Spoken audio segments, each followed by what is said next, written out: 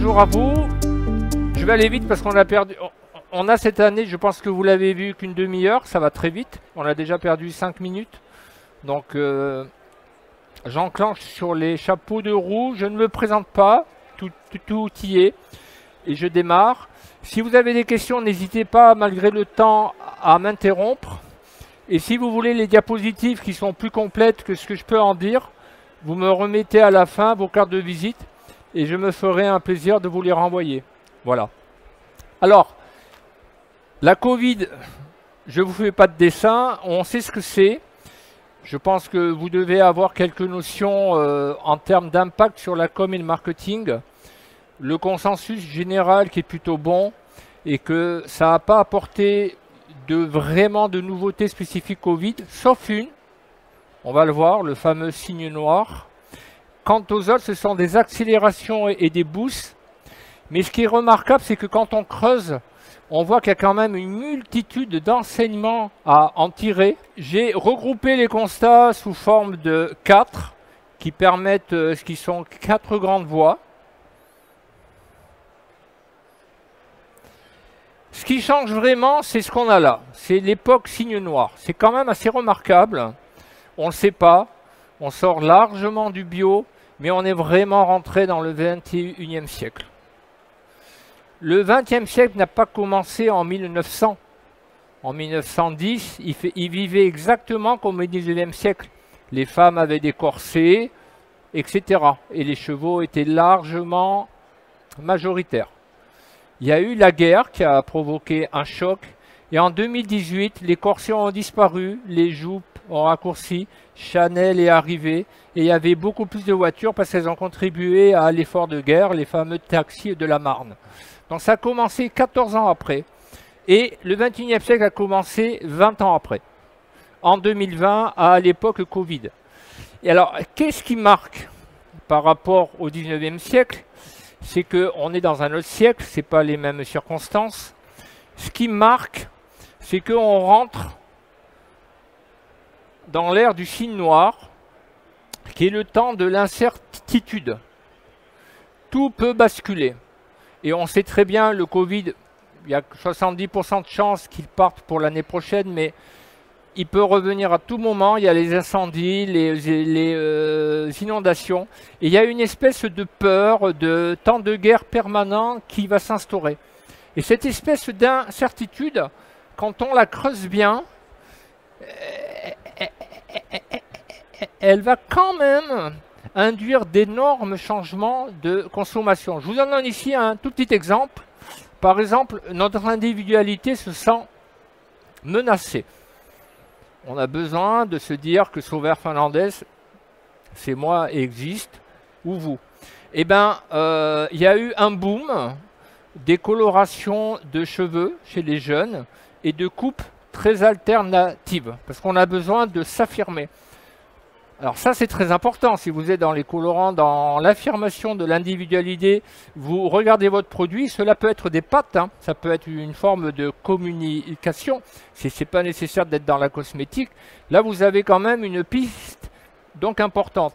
L'individualité est menacée chez mon client, je vais la lui reconstruire. Et on exacerbe notre individualité. On la montre de manière quasi provocante parce que quand on se sent menacé, un chien qui aboie, il se sent menacé, donc il mord. Et bien là, c'est pareil, notre individualité sort. Il y en a plein d'incertitudes, c'est tomber malade, tout est santé. En passant, je mets plein d'exemples américains, parce que les Américains, c'est comme un mec qui a inventé le marketing. Ils ont une agilité remarquable. Ils ont surfé à 2 mois près, ils avaient tout compris. Et ils ont fait plein d'exemples, beaucoup plus qu'en France ou en Europe. Donc, Giant, qui est l'équivalent d'un Carrefour ou d'un Leclerc, a basculé, vous allez voir, c'est très important, tout son langage de l'alimentation qui est goûteux, qui est sain, il a basculé sur l'alimentation santé, mais avec des programmes, des workplaces, des fiches d'information, des choses très très poussées dès le départ. Parce qu'on a peur de tomber malade. Évidemment, il y a l'effort de la télémédecine. On a peur de perdre son emploi. Donc vous voyez, il y a déjà des... C'est un résumé, hein, ça va être détaillé un petit peu. Il faut créer une gamme premier prix, mais il ne faut pas se tromper de prix et de clients qui recherchent des prix. Il faut faire des conseils, il n'y en a pas assez pour faire des économies. Ça s'appelle l'éconologie. Il faut faire de la solidarité multiple avec son client et sa communauté. Très important, il y a des tas de segments qui étaient assez minoritaires dans les magasins et qui devraient le grimper parce qu'ils les explosent. On va le voir, c'est le jardin ou l'animalerie par exemple. Peur de l'avenir ou de couler, ça c'est quelque chose qui est sourd, qu'on n'a pas forcément envie d'en parler, même à sa femme ou à ses copains. C'est des angoisses profondes. Il y a quand même 13 millions de personnes en France qui sont touchées par un trouble psychique. Je crois que c'est le double par rapport à avant, de mémoire. Hein. Donc ça n'a l'air de rien. Évidemment, il y a des choses très immédiates. Hein. Faire des compléments alimentaires pour rassurer.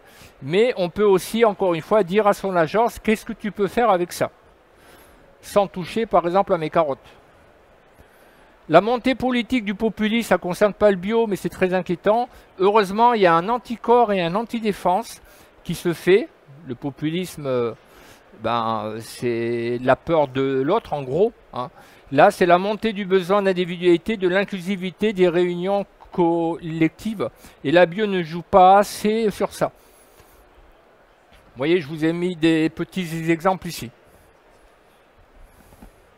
Alors, ça, c'est un bref résumé hein, pour vous dire. C'est l'apéritif. La première tendance s'est réunie sous la maison sanctuaire.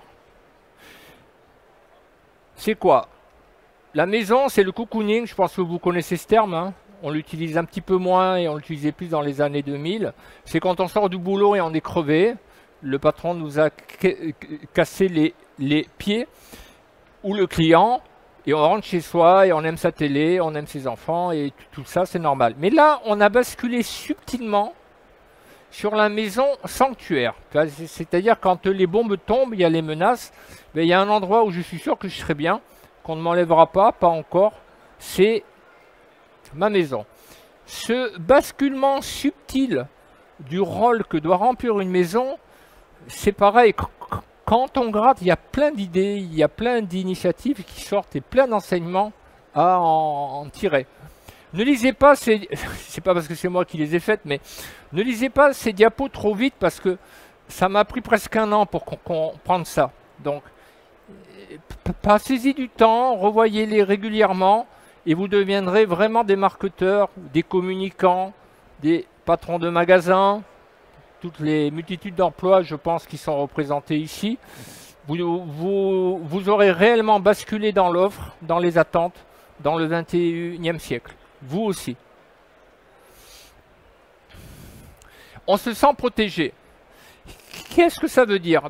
On est obligé d'y vivre. Le confinement va se terminer. On y vivra moins. Mais quand même, comme il y a des incendies, des inondations, vous l'avez vu, hein, tout l'été, ça va continuer, c'est presque sûr. Donc il y aura toujours ce mécanisme de la maison qui va toujours être là.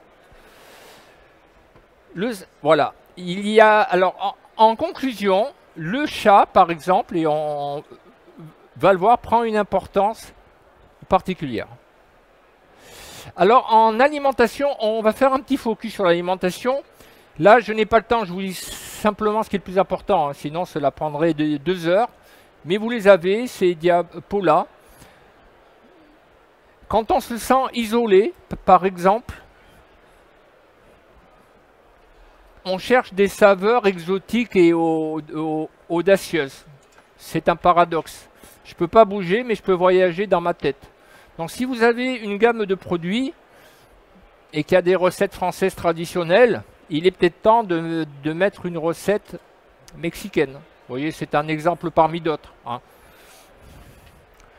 Ou ici, le télétravail, ça n'a l'air de rien. Vous l'avez vu, le télétravail explose.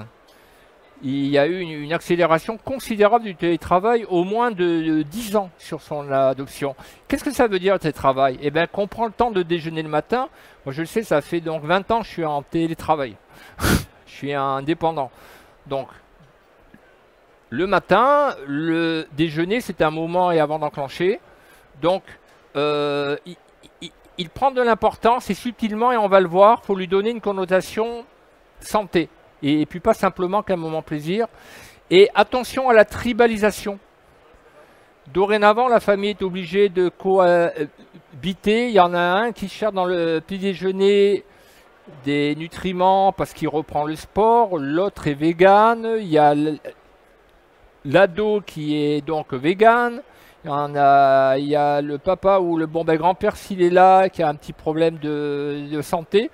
Donc il est temps d'avoir aussi de ne pas proposer que simplement des céréales qui sont goûteuses.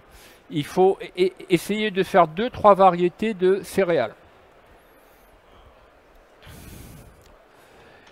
Les apéritifs, ils sont en train de muter. On reçoit des gens et en mini repas. Donc si vous faites des tartinables, vous pouvez dire subtilement et vous l'agrémentez pour en faire des repas. Ça peut remplacer un repas. Il y a une polarisation des achats. C'est intéressant aussi. C'est-à-dire qu'on cherche en même temps des choses très rapides parce qu'on a un boulot à faire et on n'a pas le temps. Donc le surgelé grimpe. Et en même temps, on veut de l'ultra frais et non pas du sec. Vous voyez ce que j'appelle la polarisation. Les plats, on va insister un petit peu plus. Alors, pour cuisiner plus, comment cuisiner plus qu'on n'a pas forcément plus de temps, il est temps de faire des produits semi-préparés et d'agrémenter à des recettes, mais pas les éternelles recettes classiques, vous voyez, des recettes pour aller vite, par exemple qu'on appelle le batch cooking.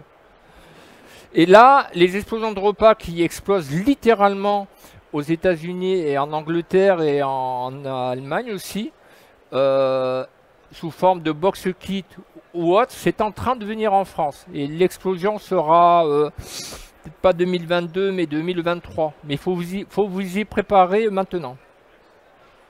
Voilà, il y a par exemple un annuaire de sites de repas qui existe aux États-Unis qui est passionnant et qui vous montre tout ce que vous pouvez avoir par tribu. Alors, dans la maison sanctuaire, il y a une partie qui a l'air de rien, c'est le jeu. Il y a trop d'écrans et on tient à jouer avec les enfants avec des jeux de société. Les jeux de société ont littéralement explosé, des jeux manuels, des jeux classiques. Vous voyez, on trouve dans un magasin bio classique 2-3 jeux. Vous allez sur Greenwiz, vous en trouvez 672. Ils ont considérablement augmenté leur offre. Et vous allez me dire, bien sûr, quel intérêt, moi je ne vends pas de jeux. Non, mais il y a un esprit ludique old school. Il est peut-être temps de faire des jeux concours, des quiz produits, ou des visuels tout simplement, quand vous mettez en scène votre produit, qui montrent des gens avec un petit jeu qui traîne à droite. Vous voyez, vous les mettez dans le bain.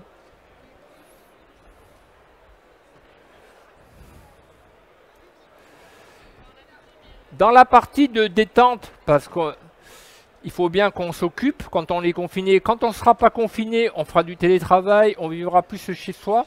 Et cette histoire de loisirs, à chaque fois qu'il y aura des crises, toutes ces tendances, elles monteront. Mais elles sont déjà accélérées. Donc, il y a la tendance du DIY, de faire des produits de soi. Donc, si vous faites de la cosmétique, tout ça, vous pouvez concevoir une gamme. C'est Aromazone qui a fait ça en cosmétique. Mais la tendance, c'est que toutes les marques cosmétiques, par exemple, fassent une petite gamme en DIY, en produits cosmétiques à faire soi-même. Et méfiez-vous parce que le client, il va attendre de vous que vous soyez avec un esprit DIY. Ça, c'est important. Donc, n'industrialisez pas trop vos machines, les dernières commandes numériques à la mode pour la rentabilité, parce qu'un jour ça va se savoir. Vous allez perdre une image artisanale. Donc bien sûr, il faut qu'il y ait de la productivité, ça reste que pour baisser les prix. Il faut avoir un subtil mélange des deux.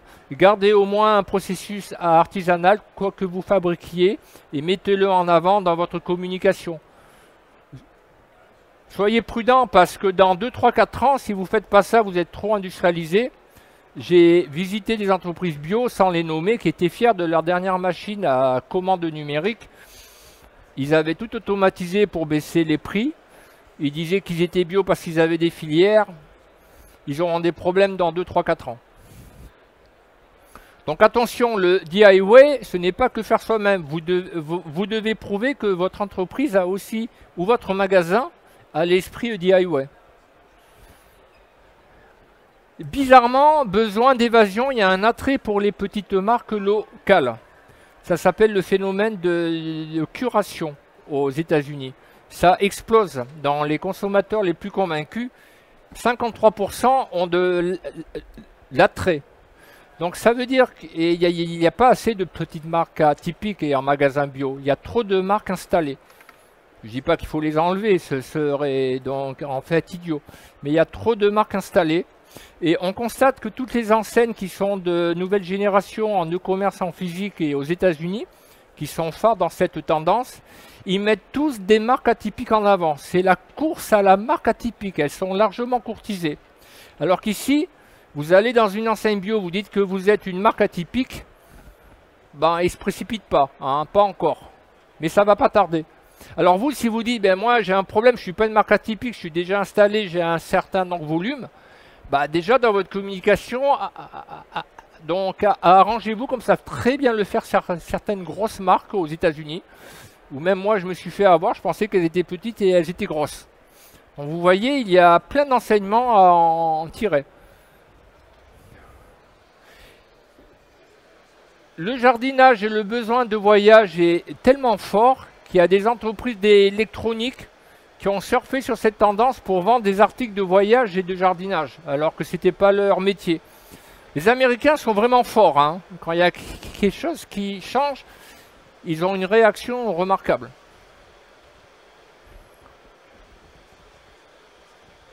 Alors, le jardinage est la deuxième chose qui est très important. On jardine, moi d'ailleurs je suis un cas, je ne faisais pas de jardinage avant, je m'étais promis pendant 20 ans, je me mettrais au jardinage.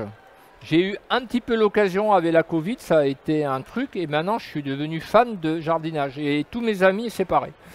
Le problème, c'est la même chose. Si vous tapez produits de jardin sur GreenWiz, je le prends en référence GreenWiz. C'est pas forcément le meilleur site de commerce, mais c'est celui qui est le plus connu. C'est un peu le Carrefour du bio. D'ailleurs, ça a été racheté par Carrefour. Et c'est un bon indicateur des tendances générales.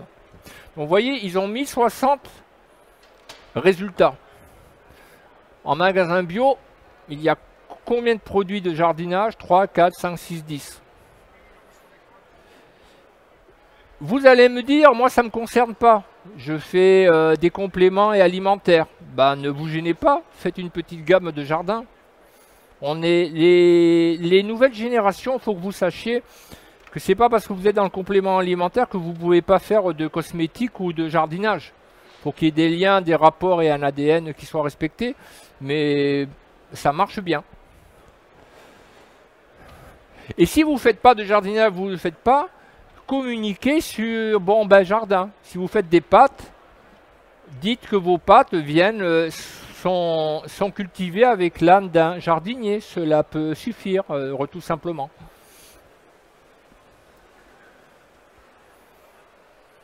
L'autre secteur, c'est le chien-chat, qui avait déjà une vie bien dynamique sur Internet, mais qui explose aussi.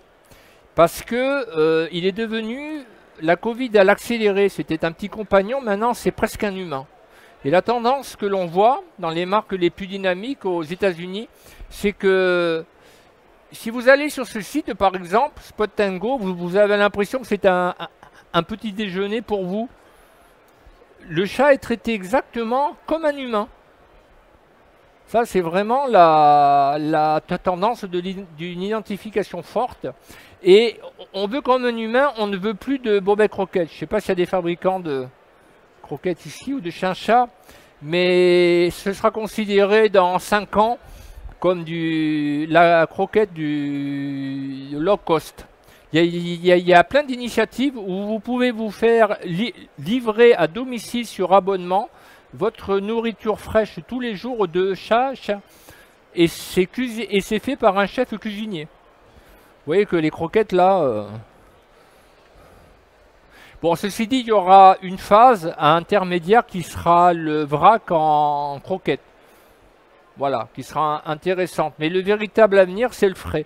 Et eux, ils sont malins, ils proposent du frais, de l'extrudé, mais d'une certaine qualité, qui est du semi-frais et du frais pur et dur. Le chat, on s'en inquiète, vogue de télémédecine, on ne peut pas sortir. Et même quand on pourra sortir, il y a de plus en plus des télévétérinaires, c'est en train d'exploser en France, là. Et comme le chat est un être humain, vous voyez, c'est un petit détail, ça n'a l'air de rien. Vous faites des compléments alimentaires, il est temps que vous en proposiez pour les chats-chiens. Voilà, on a fini cette première grande tendance, qui est la maison sanctuaire. Je pense que vous l'avez vu. Je ne sais pas si vous avez des questions à poser. Mais quand on creuse, il y a plein d'idées, plein d'opportunités, plein de pistes. Une deuxième tendance très importante, qui est un peu plus subtile à cerner, est le mieux-être inclusif. Alors, dit comme ça fait un peu presque un télo, on ne voit pas trop. Mais la Covid nous menace, les inondations quand même. On ne peut pas s'empêcher de penser qu'il y aura peut-être une fin du monde. Souhaitons que non. Mais si ça se passe et on se pose la question, moi je me la suis posée, mes amis se la sont posée, ça vous change la perception de la vie quand même, hein. Il y a une notion de finitude qui apparaît. Donc ça veut dire quoi? Qu'un client de plus en plus, quand il va acheter un produit, il ne veut pas acheter un produit beau, sain et goûteux. C'est bon, c'est bio. Vous ouvrez une revue comme Biolinière ou d'autres, c'est encore le cas, hein. Donc cette tendance qui vient des États-Unis, c'est quoi? Quand on achète un produit, c'est un peu plus subtil à cerner parce qu'on ne voit pas trop comment est-ce qu'on peut faire avec ça. On l'achète d'abord pour être heureux, tout simplement. Et bien en sa peau et que le produit apporte un sens à la vie. Ça, c'est vraiment très important. Ça va signer le marketing du XXIe siècle. Vous devez réfléchir, quoi que vous vendiez, quoi que vous distribuiez, à n'importe quel poste, du moment que il y a un produit bio qui arrive au final ou un service bio, c'est pareil. Vous devez vous interroger comment je peux transmettre cette notion de mieux-être global. Je vous rassure, il y a des exemples qui suivent. Alors attention, hein, l'inclusivité en réaction au populisme, parce que le Covid provoque des peurs aussi. On a la tentation de vivre, de dire c'est la faute aux Arabes, c'est la faute aux Noirs, c'est la faute à ceci, hein. Donc il y a une réaction qui se passe. Donc on a la sensation que pour être heureux, il faut être heureux avec les autres et avec la nature aussi, qui n'est pas simplement la bio et la protectrice de la nature. Le client, il veut plus que ça. Il veut communiquer, il veut pouvoir faire un bisounours à un arbre, à un dauphin ou à un abeille. Si vous promettez à votre client que l'arbre peut lui parler, il est donc conquis. Alors, le well-being a lui-même 3 strates. Il influe sur le produit, il influe la tendance qu'on appelle aux USA wellness, le bien-être physique, et le fameux well-being. Mais en fait, il y a 3 familles. Vous voyez, là, je vous ai aidé sur les diapositives à bien les distinguer. Évidemment, c'est pour la compréhension, mais vous pouvez très bien faire les 3, et c'est d'ailleurs recommandé. On a un consommateur normal, qui sera plutôt dans le produit sain, mais il faut le dire autrement. Ça, c'est important, hein. Après, plus on va dans l'adoption d'un consommateur plus aguerri, pas forcément plus argenté, mais plus sensible, il aura tendance à s'intéresser au wellness et au well-being. Alors cela veut dire quoi? Et puis c'est un mix, hein, vous voyez, j'insiste. On mélange. On sépare pour comprendre et on mélange après. Alors, je vous donne plein d'exemples. Il y en a qui fabriquent des aliments ici? qui vendent des amandes, je sais pas quoi, des huiles, non? À personne. Ah, bon, voilà. Alors, je ne sais pas ce que vous proposez, mais est-ce que vous parlez sur votre site, dans votre truc, des vitamines que ça contient, des antioxydants? Non. Voilà.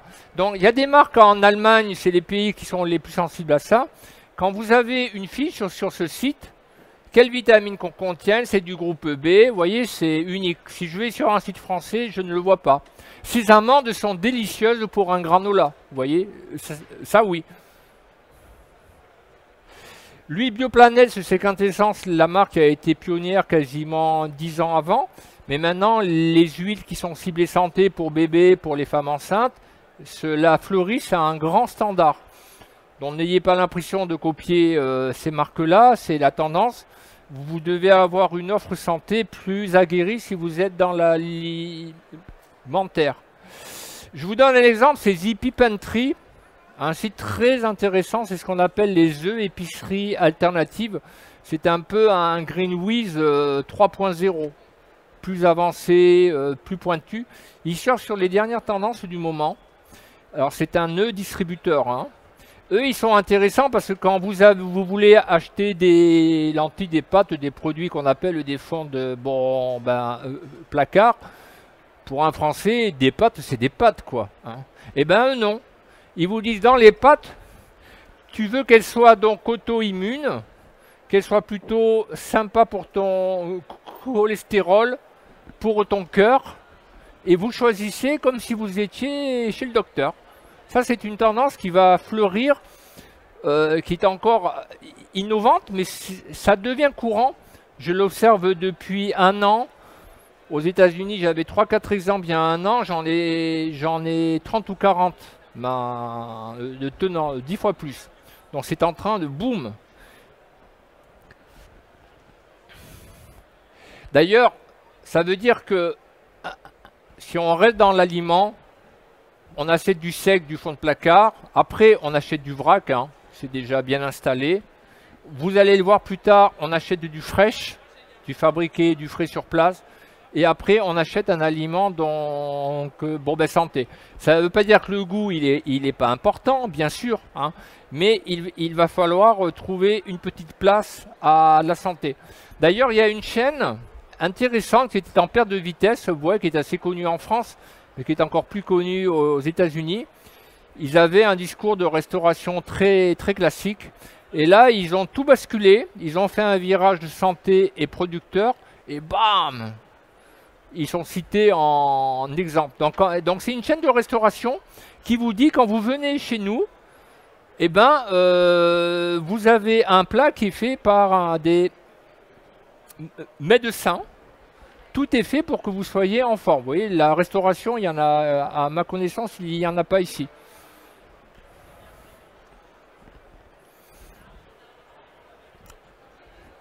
Vous avez par exemple Edeka. Alors Edeka est un distributeur connu, classique, conventionnel qu'on appelle en Allemagne. Ils viennent juste de sortir sur de l'alimentaire simple. Vous avez vu ce qu'ils ont fait? Alimentation donc consciente, nutritive, perte du poids, intolérance, test, belle de l'intérieur, forme et concept de nutrition. C'est vraiment le boom, c'est l'aliment santé.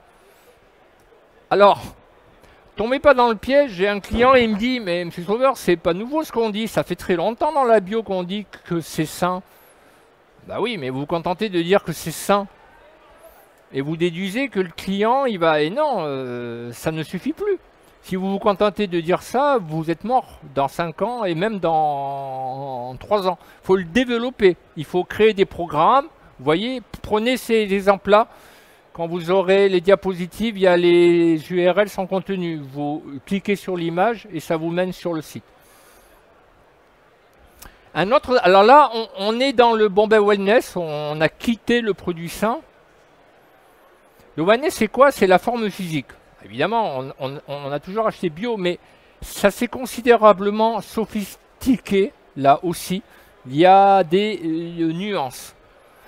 Déjà, un constat, les produits bio et naturels dits de sport, là, on est plutôt dans le sport, hein. Ils se démocratisent, on en trouve à Decathlon. J'ai d'ailleurs contribué à l'élaboration de cette gamme. Une tendance intéressante, comme les produits du sport, ils s'intéressent. La bio en ce moment, elle a des petits... On le verra dans d'autres, si vous allez à mes autres bio-tendances, la bio, c'est plus le critère de référence. Certains achètent du local, ils préfèrent acheter du local plutôt que du bio 500 local. Mais heureusement pour la bio, dès que quelque chose est important, on veut quand même qu'il y ait du bio. Donc vous voyez, aux États-Unis, il y a 2 ans, quand on interrogeait les gens, combien vous aimeriez avoir dans un produit haut de gamme de pourcentage de produits bio? Ils disaient entre 20 et 30 ou 50%. Et ben maintenant, c'est monté à 95 à 99. Ça veut dire quoi? Que si vous avez des compléments alimentaires qui ne sont pas certifiés bio, ou tout n'est pas en bio, faites l'effort de monter votre produit en gamme, sinon dans peu de temps, il se vendra moins. Il y a des nouvelles marques qui sortent. Cette marque, elle est très intéressante. Barcode, j'ai fait une faute. Elle vous donne un petit peu toute la clé de ce qui est... alors, c'est l'essor des boissons fonctionnelles, hein, que vous savez. On n'en est qu'au début. Il y a plein de variantes. Et il y a Fullspring, Bulk et Barcode qui sont la nouvelle génération de produits sportifs. Tant en temps de look, de communication, que de contenu de ce qu'on met à l'intérieur. Attention, maintenant, il y a une tendance très forte. C'est la nootropique. Qui sait ce que c'est, nootropique? Personne? Alors, qui est dans les compléments alimentaires ici? Ah, ben oui. Donc, nootropique, ça veut dire quoi? Que c'est les classiques produits pour la mémoire, la vision. Les produits pour la mémoire, ceux qui sont dans le complément alimentaire, ils le savent. C'était traditionnellement encore le cas plutôt pour le brave senior qui veut continuer à faire ses mots de croisée. Un jeune, il n'achetait pas un produit mémoire. Eh bien si, maintenant oui. Mais par contre, il faut le vendre autrement, hein. Il faut dire, quand tu es sur ton ordi, que tu as un travail à rendre, tu as bossé 10 heures, tu mets ta mémoire et à rude épreuve, tu risques de la bimer. Il faut que tu prennes un nootropique. Et là, boum, et vous doublez les ventes. À condition d'avoir le langage adapté et de mettre des ingrédients qui plaisent à ces générations-là. Voilà, vous n'êtes pas spécialisé sport, créez une micro-gamme comme cette marque, Ballofurin, plutôt dans la santé, qui a créé une micro-gamme sport. Voilà, en cosmétique, c'est la même chose, hein, en sport. Ça VGT, l'entrée de la cosmétique dans le sport. Et là, il y a des boosts, il y a des nouvelles marques qui arrivent, qui font de la beauté fonctionnelle, de la cosmétique fonctionnelle. C'est-à-dire que c'est bien pour votre peau, mais ça vous aide aussi à mieux dormir ou à mieux faire du sport. Voilà, vous voyez, ça c'est un slogan que j'ai pris d'une des marques. Us plus wellness is the new beauty. C'est marrant, je croyais que c'était d'être belle et d'avoir une jolie peau et avec un bel éclat. Ben non, c'est en train de changer. Enfin, une peau avec un bel éclat, cela va durer. Mais pas que.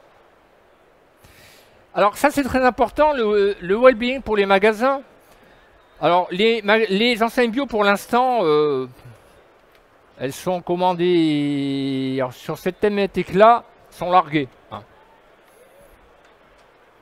Vous avez une chaîne de magasins bio qui est indépendante, qui est Moderart. Ils ont tout compris, eux. Ils mettent sur leur page d'accueil une personne qui fait quelque chose genre tai chi. Ils ne mettent pas bio, beau, bon, sain, donc goûteux, où on soutient les producteurs. C'est très bien de soutenir les producteurs, mais tout le monde ne le dit. C'est un argumentaire qui tourne un peu en boucle. Et manque de bol, il y a la GMS qui soutient les producteurs aussi. Donc on fait comment pour se différencier? Ben, et on met une jeune femme qui fait du yoga, Et on parle, c'est qu'elle met sur leur site, on vous aide à rester en bonne santé et à réduire le risque d'obésité et de diabète. C'est la nouvelle mission du magasin bio. Et autre problème de santé, je me suis contenté de le traduire pour ceux comme moi qui ont des faiblesses en anglais. Nous sommes là tout au long de votre parcours. Vous avez vu, nous sommes là. On vous soutient. Il y a une peur psychologique dite à la Covid.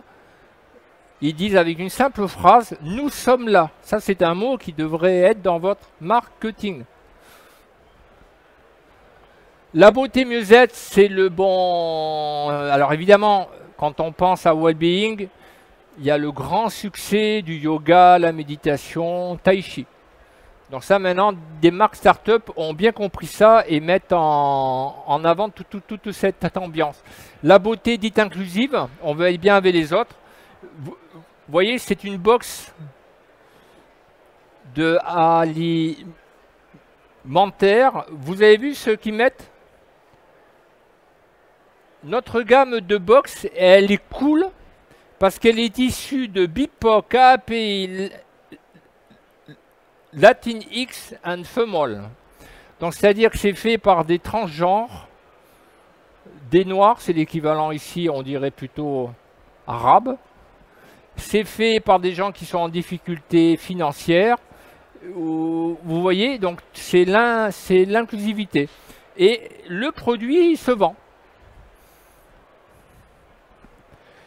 Joyful, vous voyez, c'est très simple. Des fois, il ne faut pas réinventer la roue. Hein. Ça, c'est un site, un e-commerce. Il se contente de mettre que c'est une nourriture qui rend donc joyeux. Ça suffit.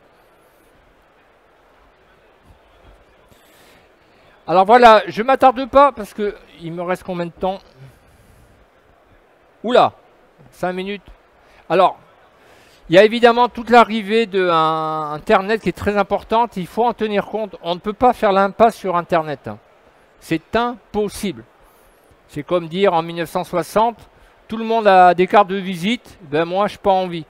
Ben, vous voyez, cela poserait problème même en 1900, bon, ben 60.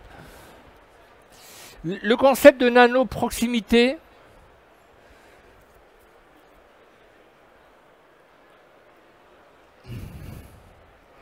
ce qui se passe avec la Covid, c'est que on est obligé par le confinement, l'univers se rétrécit. On ne peut pas bouger, on ne peut pas prendre la voiture pour faire ses courses. Un marketeur ou un homme de communication sur une entreprise classique va se dire c'est pas grave, dans un an, tout va revenir comme avant. Non.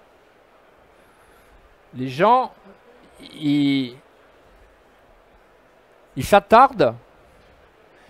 Ils veulent que tout soit proche, tant en termes symboliques qu'en termes physiques. Qu'est-ce que ça veut dire? Ça explique déjà, vous voyez, sur Internet par exemple, vous avez plein de moyens de commander. Il y a le Drive, on peut faire du click and collect et tout.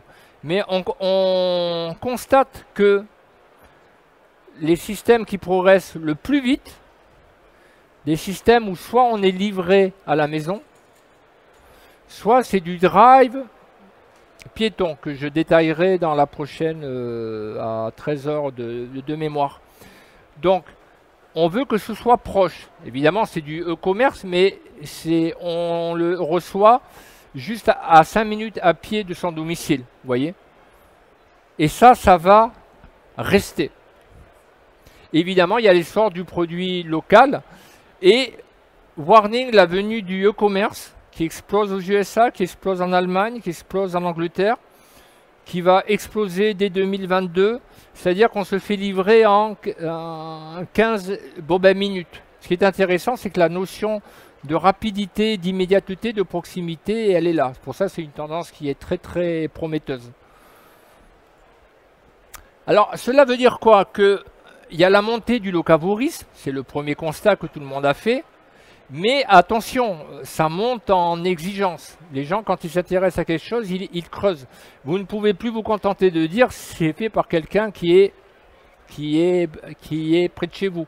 On veut que ce soit bio, mais qui défend l'environnement, qui soit plus bio que bio, des récoltes personnalisées, de l'énergie renouvelable, que ça vient d'une ferme familiale et pas d'un groupe, et d'un petit bon fermier. Les critères augmentent. Donc que vous soyez vous-même un peu petit producteur, que vous en référenciez ou que vous en ayez dans vos produits, vous devez faire attention à cette montée en gamme. Évidemment, les circuits courts augmentent. Là, il y a un problème dans la bio. C'est qu'une enseigne bio installée, on va dire, elle a que 30 à 150 références. Et vous allez dans un petit magasin il y a 6000 références en gros, comme on voit dans un magasin. Il y en a 30 à 150 sur 6000, c'est pas beaucoup. Vous allez dans un petit magasin vrac qui a 200, 300, 400 références et ils ont 35% de références en local. Ils en ont presque autant. Cherchez l'erreur, c'est ce qui explique le succès de ces magasins-là. Les magasins de producteurs, ils augmentent. Et ici, la GMS, qui sont comme en France, mais ils sont aussi très réactifs aux États-Unis, une grosse chaîne de GMS aux États-Unis. Elle vous fait, ils viennent de concevoir une petite chaîne de petits formats qu'ils appellent, on est aux États-Unis pour 4000 m², c'est un petit format. Mais ils ont 2000 produits artisanaux locaux et BIPOC. Donc faits par des Mexicanos en difficulté, par des femmes homosexuelles, LGBT. Vous voyez, tout ça, ils sont fiers de le dire, ils le mettent et ils vous mettent même ces marques en avant pour attirer le client. Ça, c'est très intéressant, cette slide, parce qu'elle est symbolique. Je vous ai tout résumé, ces tendances, de ce qui est en train de se passer. On est encore dans le monde d'avant, là. Voilà, c'est-à-dire que le magasin principal est le magasin de périphérie, parce que c'est là où on va dans le lieu de son travail. Donc, comme on travaille 5 jours par semaine, pour ceux qui ne sont pas au chômage, eh ben, on a tendance à faire ses courses et après le boulot. Après, il y a le magasin de centre-ville qui monte de plus en plus. Et il y a la livraison à domicile qui est encore relativement marginale en France. Ça, c'est le monde d'avant. C'est en train de... Oui, ça va disparaître très vite. Hein. Ce qui est en train de se concevoir en 2030, je ne vous dis pas que ça va commencer à démarrer en 2030. Ce sera bien installé en 2030. Il faut vous en occuper maintenant. Si vous vous en occupez en 2029, vous êtes cuit. C'est maintenant. Hein. Ça se construit. Cela prend du temps à Internet. C'est des investissements. C'est plein de choses. Hein. Donc là, c'est un effet complètement inverse. Ça, c'est révolutionnaire. On est vraiment dans le 21e siècle. J'insiste. Le magasin, c'est le domicile du client. Et oui. C'est son canapé, son sofa et son perron. Il n'y a pas que l'ordinateur. Hein. Moi, je le sais, je suis abonné dans mes fruits et légumes en petit producteur. Et j'aime bien le mercredi, quand il vient à 8 h, il me dépose les cajots. Et on discute le bout de gras 5 minutes. Il n'a pas le temps, moi non plus, je suis en télétravail. Mais j'y tiens. Et j'ai quitté mon magasin bio. Renseignement prix avec des gens comme moi qui consomment bio depuis un certain nombre d'années. Ils font tous pareil. Donc, ce qui va se passer par contre, c'est ça qui est très intéressant. On ne se contente pas de faire un basculement. On va créer une nouvelle race de magasins qui n'existe pas encore en France, qui est embryonnaire à droite à gauche. Ça, c'est exclusif éco-novateur, ça. Hein. Vous ne le trouverez pas ailleurs. Il y a une race de nanostore qui reste à créer, qui est pile embryonnaire, mais qui sera courante en 2030. Assez courante en 2030. Alors, c'est qu'on va créer une interface entre un magasin, par exemple, si j'habite en banlieue, ou dans une banlieue qui était un peu isolée, on ne peut pas dire que mon magasin de proximité, je dépasse les 10 minutes à pied. Si je suis au Blanc-Ménil, par exemple, à 10 minutes à pied du Blanc-Ménil, il y a peut-être un Biocop, ça je ne sais pas, ou un magasin au Blanc-Ménil, ou dans une banlieue. Mais moi, je fais quoi? Je suis obligé de prendre ma voiture ou mon vélo. Hop. Non, il va falloir que le magasin vienne aux clients. C'est l'époque des nanostores. C'est quoi un nanostore? Je vous ai mis quelques petits exemples. On voit déjà, par exemple, c'est une start-up qui a démarré avec 30-40 millions de dollars d'investissement, ce qui est rien aux États-Unis. Hein. Quand on démarre à 50 millions et on est en fait tout petit. Mais c'est quand même un signe, c'est très prometteur. Et vous créez des systèmes pour les marques, en fait, en marque blanche. Vous allez louer ça, vous le mettez à votre marque et vous pouvez vendre de la carte postale, de la tomate, de la carotte ou des pâtes ou ce que vous voulez en nanostore, donc mobile. Et c'est connecté sur Internet.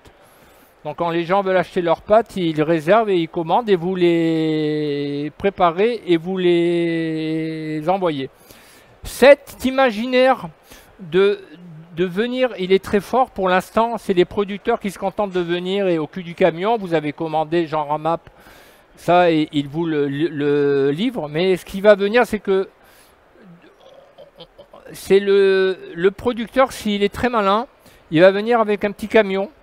Un camion vrac et vous ferez vos courses dehors comme c'était le cas couramment dans les années 1960 dans les villages. On va retrouver ça.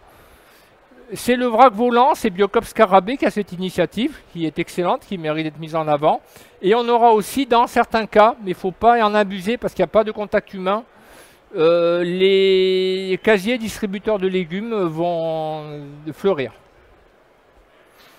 Et voilà, et la GMS qui n'est pas en... Là je me suis trompé, c'est 80 mètres carrés, qui n'est pas en manque d'innovation, elle commence à faire des nanostores.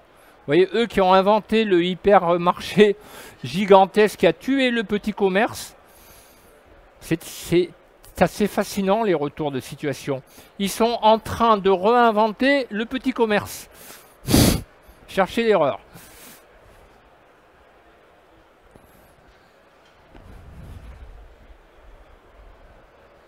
Attention, la proximité, vous allez me dire, tout ça c'est bien joli, monsieur Fernandez, mais ça concerne les magasins. Non, ça concerne aussi les marques. Vous devez donner la sensation que vous êtes proche de votre client. Donc, l'explosion des cours de cuisine, ce qu'on appelle les fameux live streaming, ou en ligne, qui est assez remarquable, ce programme de Highway, qui est l'équivalent d'un Leclerc ou plutôt donc un Carrefour aux États-Unis, donc une grosse chaîne. Ils viennent de mettre au point cette année le Begin Programme, un programme virtuel complet qui est remarquable. Je vous recommande d'y aller d'une richesse. Tout est possible. Vous prenez quelqu'un qui a un problème et ils vous le suivent pendant 6 mois. Et vous, en plus, vous payez 300 $. Et vous achetez tous leurs produits. Vous voyez qu'en termes commerciaux, c'est bien pensé aussi. Évidemment, ça concerne food, cosmétique, tout. Hein. C'est transgenre, si je peux me permettre. C'est tout produit. Alors, les nano...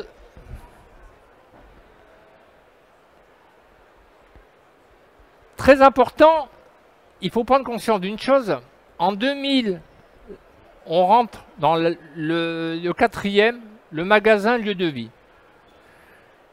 La quatrième et dernière tendance. Qu'est-ce que c'est? C'est très important.